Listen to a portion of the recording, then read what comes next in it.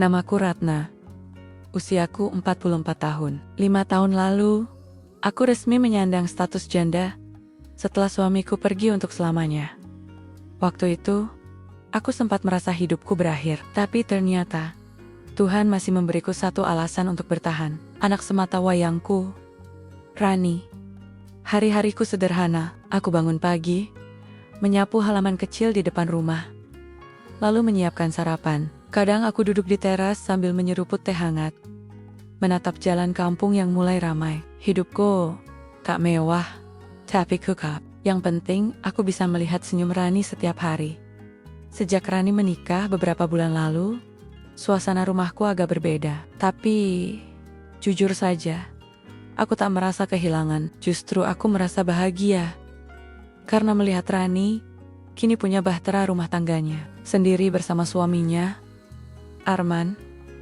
Malam itu, setelah acara syukuran pernikahan sederhana, aku duduk sendirian di kamar. Ada perasaan lega yang sulit aku jelaskan. Tugas seorang ibu akhirnya selesai. Batinku sambil menatap foto keluarga lama di meja.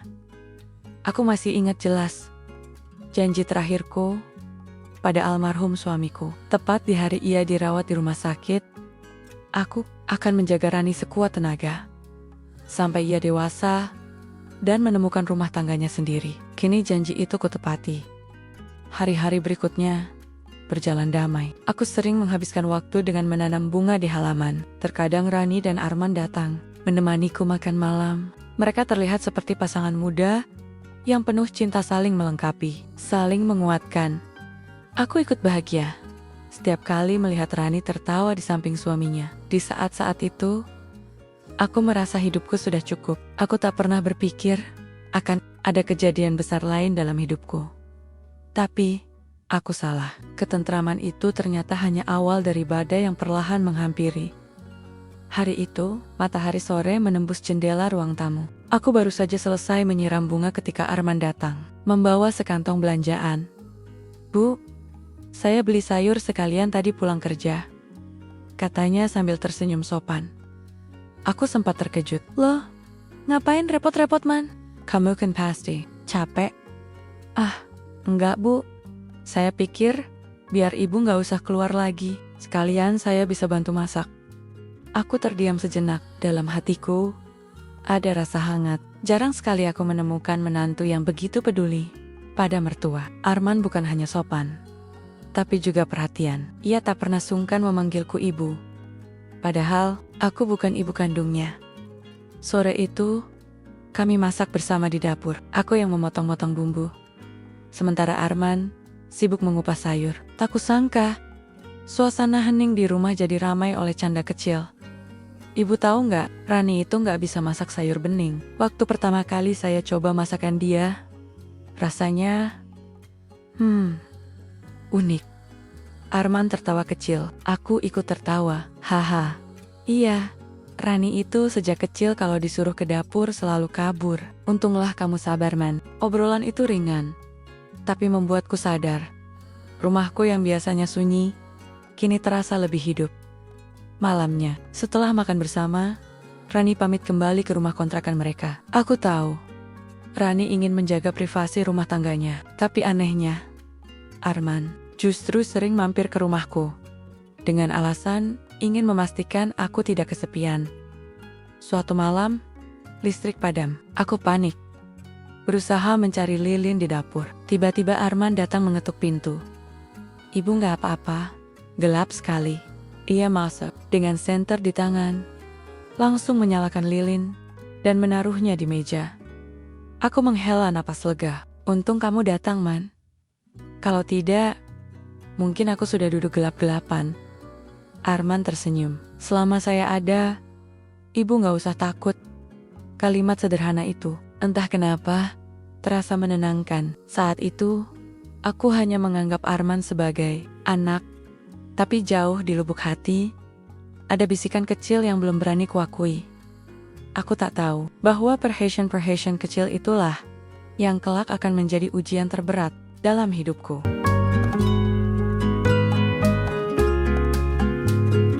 Hari itu, kabar mengejutkan datang. Rani pulang tergesa-gesa sambil memegang surat. Matanya berbinar-binar. Bu, aku diterima kerja di kantor pusat. Di kota lain, ini kesempatan besar. Gajinya juga jauh lebih baik. Aku harus berangkat minggu depan. Aku terdiam, senang, sekaligus teriris. Aku tahu ini kabar baik. Tapi di balik senyumku terselip rasa khawatir. Kota lain jauh, nak? Tanyaku dengan suara bergetar. Rani mengangguk. Ya bu, aku mungkin jarang pulang, tapi aku janji akan sering telepon. Malam itu, aku sulit tidur. Aku bahagia anakku mendapat kesempatan. Tapi hatiku terasa hampa. Sejak suamiku tiada, hanya Rani yang jadi sandaran hidup. Kini, ia juga akan pergi jauh. Beberapa hari kemudian, Rani benar-benar berangkat. Aku berdiri di depan rumah, melambaikan tangan sambil menahan air mata. Saat mobil yang membawanya semakin jauh, aku merasa seolah separuh jiwaku ikut pergi. Arman masih tinggal di rumah kontrakan dekat sini, karena pekerjaannya di kota ini. Kadang ia mampir menanyakan kabar, tapi berbeda rasanya ketika Rani ada di sisiku. Rumah yang biasanya riuh dengan tawa anakku, kini terasa sunyi. Suatu sore, aku duduk di ruang tamu menatap kursi kosong, tempat Rani biasa duduk. Hanya ada suara jam dinding berdetak pelan. Dadaku sesak, aku baru menyadari betapa beratnya hidup sendirian. Tiba-tiba terdengar ketukan pintu. Saat kubuka, Arman berdiri dengan wajah cemas. Ibu, sendirian, saya tadi lewat. Lampu rumah ibu belum menyala. Saya kira ibu gak ada di rumah. Aku tersenyum tipis. Ada Man, hanya aku sedang merasa sepi. Arman menatapku penuh empati. Ia duduk di kursi Rani, seolah mengisi kekosongan itu. Jangan khawatir bu, selama saya ada di sini, saya gak akan biarkan ibu merasa sendiri. Kalimat itu menusuk hatiku, bukan karena salah, tapi karena begitu tulus. Malam itu, aku kembali sendiri setelah Arman pulang. Aku menatap foto keluarga. Di meja, ada perasaan aneh, sepi, sekaligus hangat. Aku mencoba menepisnya, tapi suara dalam hati terus berbisik.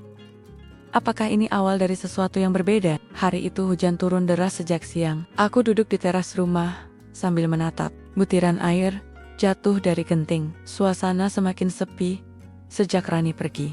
Aku mencoba mengisi waktu dengan menjahit pakaian dan membaca buku. Tapi tetap saja, hati terasa kosong. Tiba-tiba terdengar suara motor berhenti di depan rumah. Aku menoleh. Arman turun dengan jaket basah kuyup. Ia berlari kecil menghampiri. Bu, hujan deras sekali di jalan. Saya mampir sekalian, mau antarkan sayur dan buah.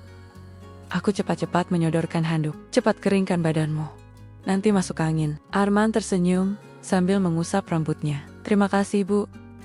Ibu perhatian sekali. Aku tercekat. Kata-kata sederhana itu, entah kenapa membuat jantungku berdebar. Aku buru-buru berpura-pura sibuk mengambil gelas untuk membuatkan teh hangat. Kami duduk berhadapan di ruang tamu, ditemani suara hujan di luar. Obrolan kami mengalir begitu saja. Tentang pekerjaannya, tentang kampung halaman, Arman hingga Serita. Saat ia tertawa, matanya menyipit, mirip sekali dengan cara almarhum suamiku dulu tertawa. Hatiku tiba-tiba terasa hangat, sekaligus asing. Aku meneguk teh hangatku dengan cepat, mencoba menutupi wajah yang mungkin saja memerah. Dalam hati aku menegur diri sendiri. Ratna, apa yang kau pikirkan? Itu menantumu sendiri. Malam semakin larut, hujan belum reda. Arman akhirnya pamit pulang. Saat ia berdiri di depan pintu, ia sempat berkata pelan, Ibu jangan terlalu banyak sendiri ya. Kalau butuh teman cerita, saya selalu ada. Kata-kata itu menempel di hatiku sepanjang malam. Aku rebah di tempat tidur, menatap langit-langit kamar. Untuk pertama kalinya sejak lama, aku merasa ada yang peduli padaku. Dengan cara berbeda, bukan sekadar menantu yang baik, tapi entah apa namanya. Aku memejamkan mata sambil bergumam, ya Tuhan, jangan biarkan aku salah melangkah. Tapi bisikan hati itu terus mengusik. Semakin hari semakin jelas. Ada rasa yang tak terduga mulai tumbuh di dalam diriku. Sejak malam hujan itu, Pikiranku sering kacau. Aku mencoba menepis rasa aneh di dada. Tapi semakin aku menghindar, semakin jelas ia terasa. Pagi itu, aku sedang menyapu halaman ketika Arman datang membawa setangkai bunga mawar putih. "Ibu, saya lihat ini jatuh di jalan depan kantor. Cantik sekali. Saya jadi ingat ibu yang suka bunga," ucapnya sambil menyerahkan mawar itu. Aku menerima dengan kikuk. Terima kasih, Man. Tapi tak usah repot-repot. Bunga ini bukan milikmu." Arman tertawa kecil. "Kalau begitu, anggap saja titipan. Karena bunga seindah ini pasti pantasnya di tangan ibu." Aku terdiam. Kata-katanya sederhana, tapi menusuk jauh ke hati. Aku mencoba tertawa untuk menutupi kegugupan, lalu cepat-cepat masuk ke dalam rumah agar ia tak melihat wajahku yang mulai memerah. Sepeninggalnya, aku duduk lama di kursi ruang tamu sambil memandangi bunga itu. Dadaku bergemuruh. "Ratna, kau harus ingat, dia menantumu. Kau ibu dari istrinya. Ini salah, ini dosa." Namun bisikan lain menjawab lirih. "Bukankah dia begitu tulus? Bukankah dia yang selalu hadir saat kau sepi? Mengapa menolak sesuatu yang membuat hatimu kembali hidup?" Aku menggenggam. Bunga itu semakin erat, merasa terjebak dalam dua suara yang saling bertolak belakang. Beberapa hari kemudian, saat kami makan malam bersama, Arman tiba-tiba berkata, "Ibu tahu nggak, waktu kecil, saya sering rindu pelukan ibu. Tapi sejak beliau meninggal, saya nggak pernah lagi merasakan kasih seorang ibu. Kadang, berada dekat ibu, rasanya seperti punya ibu kembali." Kata-kata itu membuat air mataku hampir menetes. Aku hanya mampu tersenyum samar. Dalam hatiku, ada gelombang perasaan yang sulit kuartikan antara kasih seorang ibu atau rasa lain yang tak seharusnya tumbuh. Malam itu, setelah Arman pulang, aku berdiri di depan cermin kamar. Aku menatap wajahku sendiri. Garis-garis usia mulai jelas. Aku berbisik pelan. Apakah ini cinta atau hanya kelemahan seorang janda yang kesepian? Aku tak tahu jawabannya. Yang ku tahu, bisikan hati itu semakin kuat, semakin sulit diabaikan. Dan aku takut suatu hari, aku tak sanggup lagi melawannya.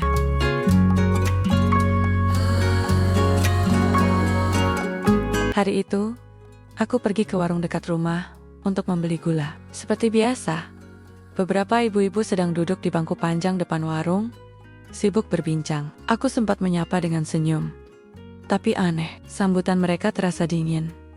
Aku pura-pura tak peduli, tapi telingaku menangkap bisikan mereka. "Kasihan ya Rani, baru juga menikah, ibunya malah terlalu dekat sama suaminya." Betul, masa menantu laki-laki sering mondar-mondir ke rumah mertua, apa nggak aneh? Jangan-jangan ada apa-apa di balik itu. Langkahku mendadak terhenti. Dada terasa sesak. Aku ingin menegur, tapi kakiku lemas. Aku hanya bisa membayar belanjaan lalu buru-buru pulang, menahan air mata yang hampir jatuh di rumah. Aku duduk termenung di kursi ruang tamu.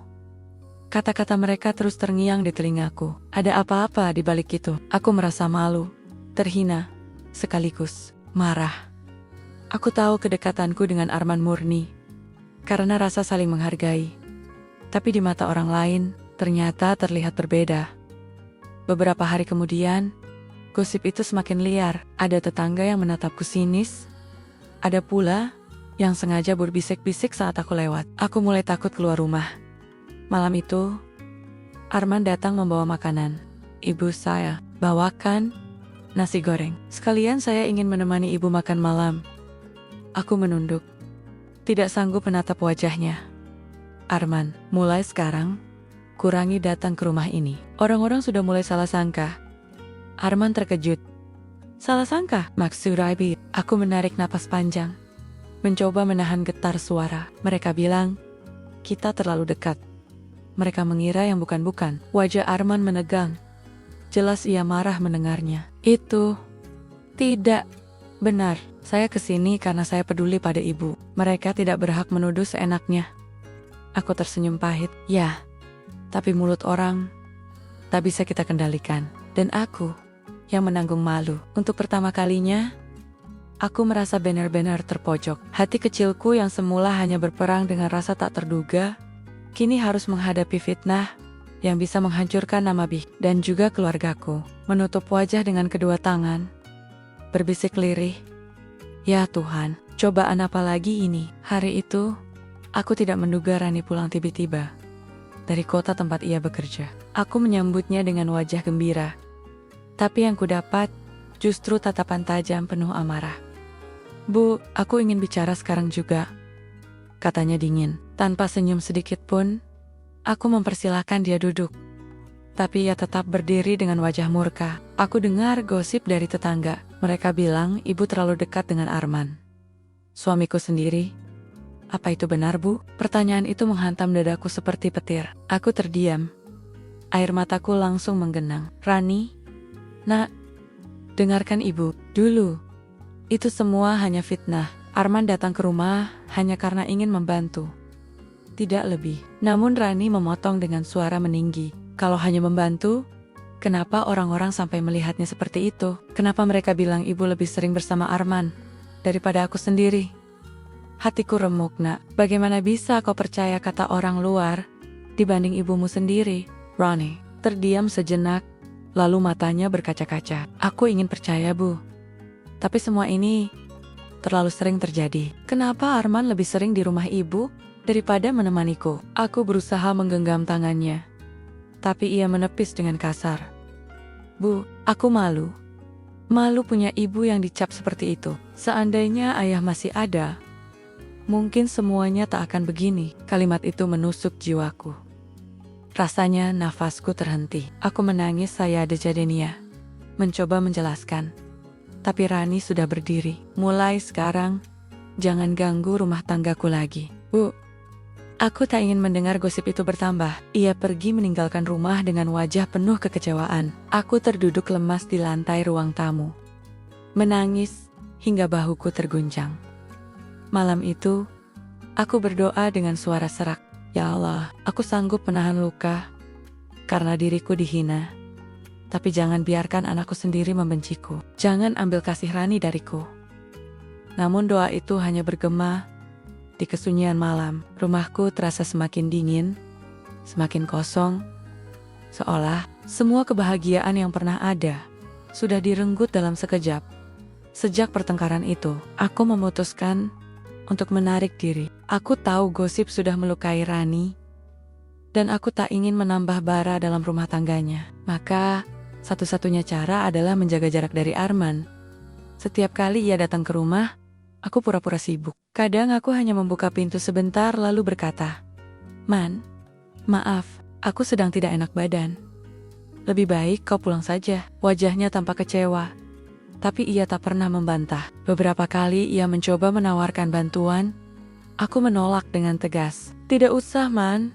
Aku bisa sendiri." Namun, di balik kata-kata itu, dadaku terasa sesak. Aku tahu, aku sedang berbohong pada diriku sendiri. Aku merindukan kebaikannya, perhatiannya, bahkan senyumannya. Tapi, aku memaksa hatiku untuk keras demi menjaga nama baik keluarga.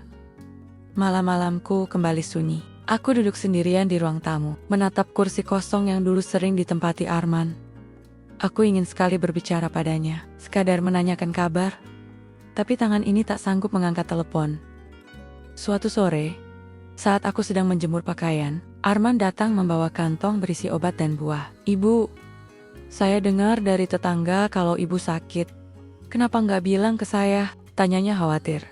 Aku menunduk, menahan air mata. "Man, jangan datang lagi. Aku tak mau orang-orang salah paham." "Tapi Bu, cukup." Suaraku meninggi. "Pergilah, jangan buat semuanya semakin sulit." Arman terdiam, menatapku dengan sorot mata penuh luka. Tanpa berkata apa-apa lagi, ia akhirnya berbalik dan melangkah pergi. Saat punggungnya menghilang di balik pagar, tangisku pecah. Aku jatuh terduduk di kursi teras, memeluk diriku sendiri. Ya Allah, mengapa hatiku terasa semakin hampa setelah menjauhinya? Aku pikir, dengan menjauh, semuanya akan lebih mudah. Tapi ternyata, justru sebaliknya. Aku seperti kehilangan sesuatu yang membuat hidupku bernyawa. Dan di sanalah aku sadar, rasa ini bukan lagi sekadar kagum. Ini adalah sesuatu yang jauh lebih dalam, sekaligus lebih berbahaya.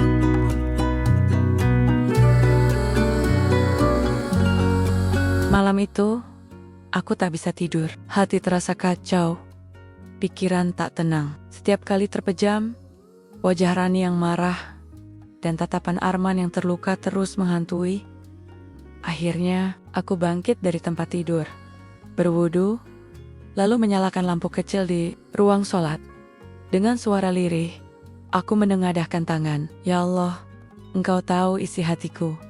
Engkau tahu betapa aku rapuh. Jika rasa ini salah, hapuslah dari jiwaku. Jika ini cobaan, kuatkan aku agar tidak jatuh dalam dosa. Dan tolong, jangan biarkan anakku membenciku. Air mataku jatuh membasahi sajadah. Malam itu aku berdoa lebih lama dari biasanya. Seolah semua beban kutumpahkan kepadanya. Ada rasa lega meski tak sepenuhnya hilang. Keesokan harinya, aku memutuskan sesuatu. Aku harus punya tujuan baru, agar hatiku tidak lagi larut dalam rasa yang membingungkan. Aku ingin membuktikan bahwa aku masih bisa hidup tanpa bergantung pada siapapun, bahkan pada Arman. Aku mulai sibuk dengan kegiatan di lingkungan sekitar. Aku bergabung dengan kelompok ibu-ibu pengajian, membantu kegiatan sosial di masjid, bahkan mencoba membuka usaha kecil menjual kue. Semua kulakukan agar pikiranku tidak kosong. Setiap kali rasa rindu pada perhatian Arman muncul, aku alihkan dengan membaca kitab suci atau menyalakan kompor untuk membuat adonan kue. Kadang aku berhasil, kadang air mata tetap menetes diam-diam. Suatu malam, aku menulis di buku harian yang sudah lama tak kugunakan. Tujuanku sekarang adalah menjaga kehormatan keluarga. Aku harus merebut kembali kepercayaan Rani. Walau hatiku terluka, aku tidak boleh kalah. Aku menutup buku itu dengan tangan gemetar. Untuk pertama kalinya sejak lama, aku merasa punya arah. Namun, aku juga tahu, jalan menuju tujuan itu tidak akan mudah. Karena semakin aku mencoba menjauh, semakin kuat pula bayangan Arman menghantui langkahku. Sudah sebulan, aku berusaha menjauh dari Arman. Aku menolak kunjungannya, sibuk dengan kegiatan pengajian, dan terus mengisi hati dengan doa. Aku pikir semua akan mereda dengan sendirinya. Tapi aku salah. Suatu sore, Rani datang. Wajahnya masih dingin, meski suaranya terdengar sedikit lebih tenang. Bu, aku masih sering dengar gosip itu.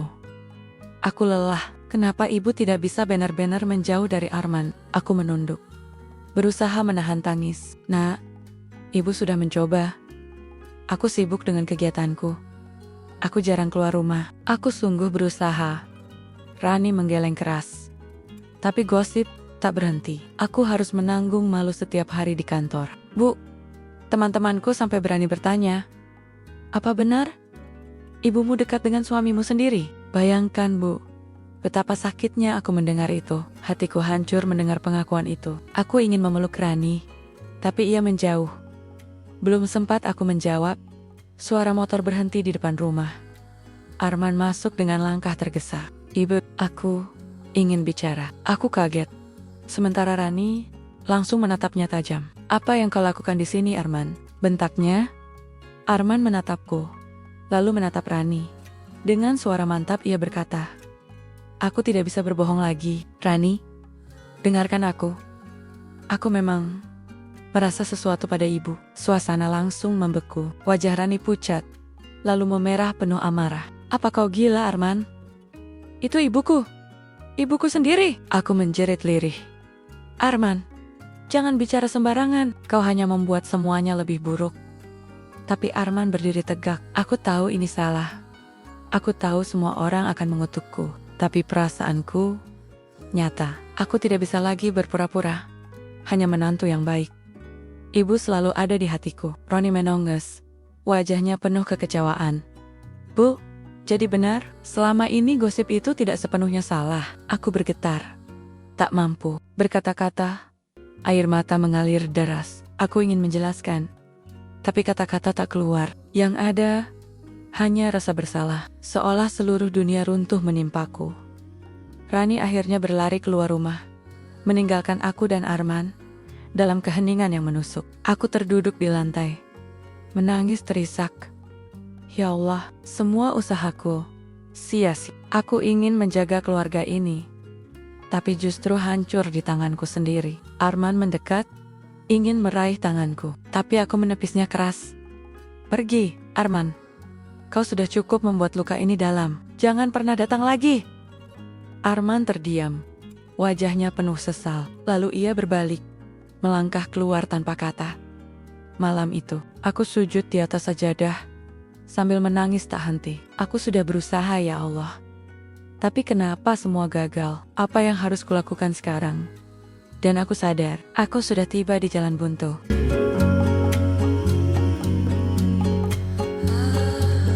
Sejak hari ketika Arman mengungkapkan perasaannya, rumahku tidak lagi sama.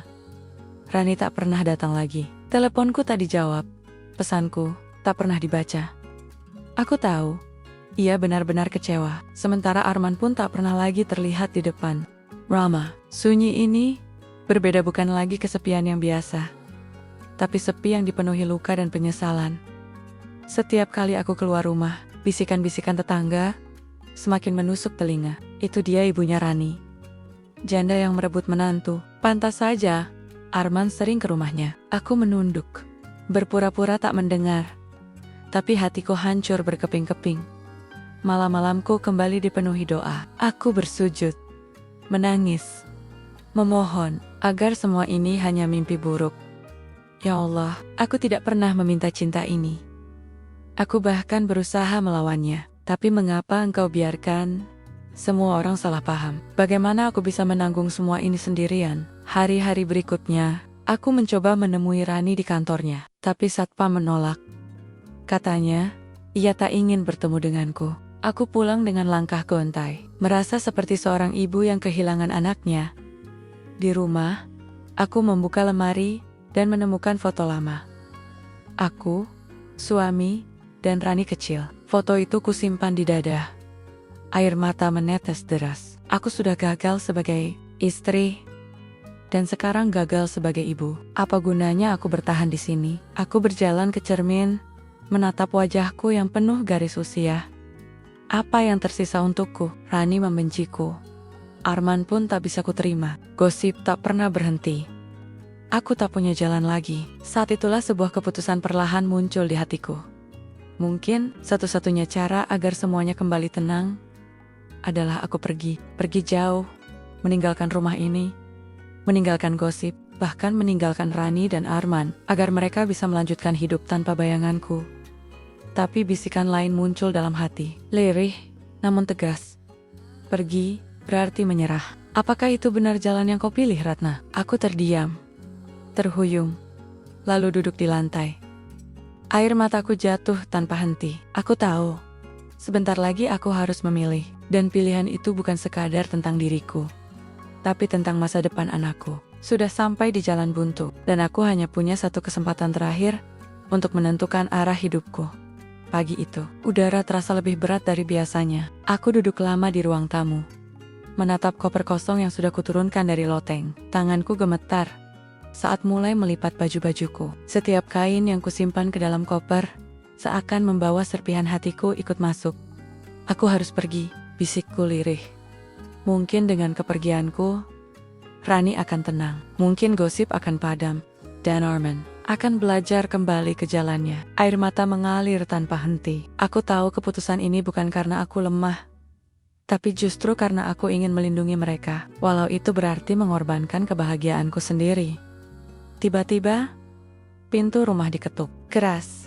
Aku kaget, buru-buru menutup koper. Saat kubuka pintu, Arman berdiri di sana. Wajahnya letih, matanya merah seolah kurang tidur. "Ibu, aku mohon, jangan pergi," katanya dengan suara bergetar. Aku tercekat. "Dari mana kau tahu?" "Rani, dia datang ke rumah semalam. Dia bilang, ibu ingin pergi." "Bu, tolong, jangan tinggalkan kami." Aku mundur selangkah, menahan dada yang terasa sesak. "Arman, kau tidak mengerti. Aku harus pergi agar semuanya baik-baik saja." Arman menggeleng keras. "Cedak, Bu. Kepergian ibu justru akan membuat Rani semakin hancur. Dia butuh ibu. Meski sekarang dia marah, jangan tinggalkan dia dalam keadaan seperti ini. Aku menutup wajahku dengan kedua tangan, menahan tangis yang semakin pecah. Tapi gosip itu, Man, luka itu, semua tidak akan pernah selesai kalau aku tetap di sini. Arman mendekat, menunduk di hadapanku. Biarlah aku yang menanggung. Gosip itu, aku sudah salah membuka mulut. Aku yang harus bertanggung jawab. Tapi ibu tidak boleh menyerah. Aku terpaku. Kata-katanya membuat hatiku terombang-ambing. Di satu sisi, aku ingin percaya padanya. Tapi di sisi lain, aku tahu kalau aku terus di sini, luka Rani tak akan cepat sembuh. Arman, aku menatapnya dengan air mata penuh. Kalau kau benar-benar peduli pada ibu, kau harus mengizinkan ibu pergi. Demi Rani, demi masa depan kalian berdua. Arman menggenggam tanganku erat, lalu melepaskannya perlahan. Wajahnya penuh air mata, namun ia mengangguk lemah. Kalau itu jalan yang ibu pilih, aku tidak akan menahan. Tapi janji satu hal, ibu tidak pergi untuk lari, tapi untuk kembali dengan hati yang lebih kuat. Aku menangis semakin deras, tubuhku lunglai. Tapi tekadku mantap. Hari itu, aku menutup koper dengan keputusan bulat. Aku akan pergi. Pergi bukan untuk menyerah, tapi untuk menyelamatkan keluargaku, meski harus menanggung luka sendirian.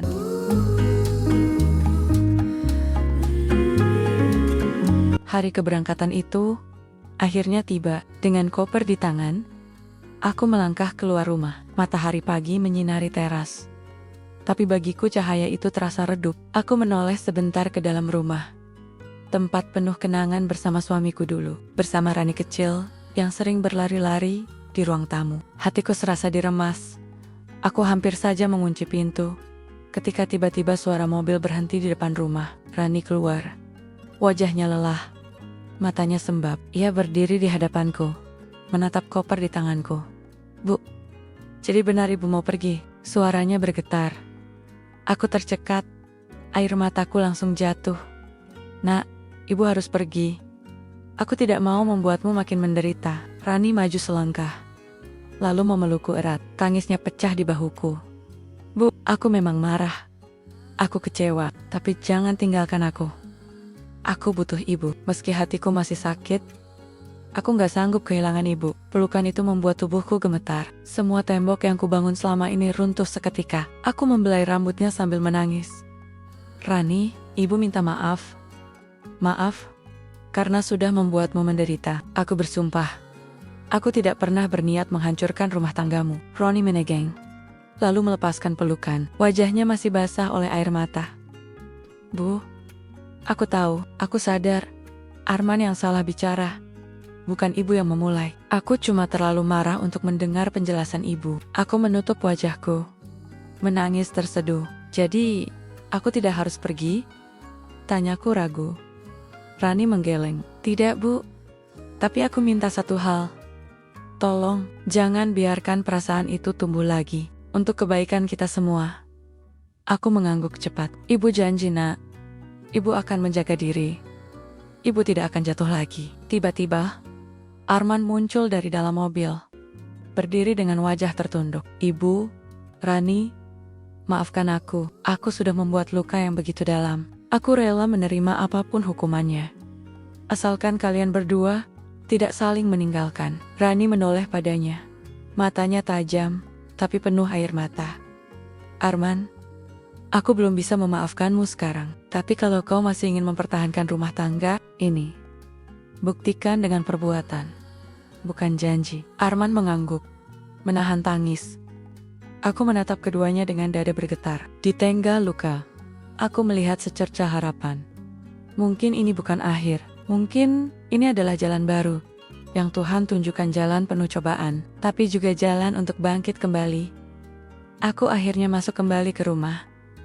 Koper ku taruh di sudut kamar. Aku tahu, perjalananku tidak berakhir dengan pergi. Melangkah, dengan bertahan, berjuang, dan memperbaiki semuanya dari dalam.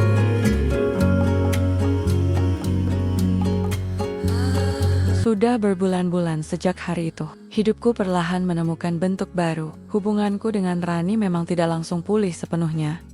Tapi setidaknya, kami sudah kembali berbicara. Sudah bisa duduk satu meja. Sudah bisa saling menatap tanpa rasa benci. Itu lebih dari cukup bagiku. Arman. Ia masih berusaha. Aku melihat usahanya menjaga jarak dariku. Lebih banyak menghabiskan waktu bersama Rani. Dan berhati-hati dengan tindakannya. Kadang aku masih melihat sorot mata itu, mata yang dulu penuh perhatian padaku. Tapi kini ia menundukkan pandangan, seolah berkata, "Aku belajar, Bu. Aku tidak akan mengulang kesalahan." Dan aku mengisi hari-hariku dengan doa, pengajian, dan kegiatan sosial. Aku sadar, kekosongan hatiku selama ini bukan karena aku tidak punya siapa-siapa, tapi karena aku terlalu lama mencari sandaran pada manusia, bukan pada Tuhan.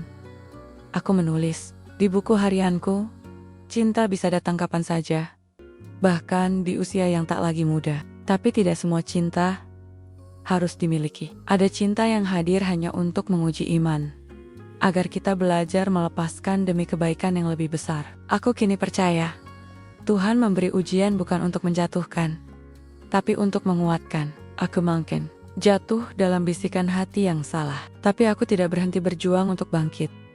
Setiap kali aku melihat Rani tersenyum lagi, meski kecil, aku merasa semua luka yang kutanggung tak sia. Setiap kali Arman menunjukkan kesungguhannya memperbaiki rumah tangga, aku yakin pengorbananku membuahkan hasil. Dan aku belajar satu hal penting, bahwa bahagia bukan berarti memiliki apa yang kita inginkan, tetapi menerima, menjaga, dan merawat apa yang memang ditakdirkan untuk kita. Aku menutup buku harian itu dengan senyum tipis. Ya, akhirnya aku bisa bernapas lega. Perjalanan ini penuh air mata, tapi dari setiap tetesan itu, aku menemukan cahaya. Cahaya bahwa hidupku belum berakhir, dan aku masih bisa menjadi ibu yang menjaga, bukan wanita yang merusak.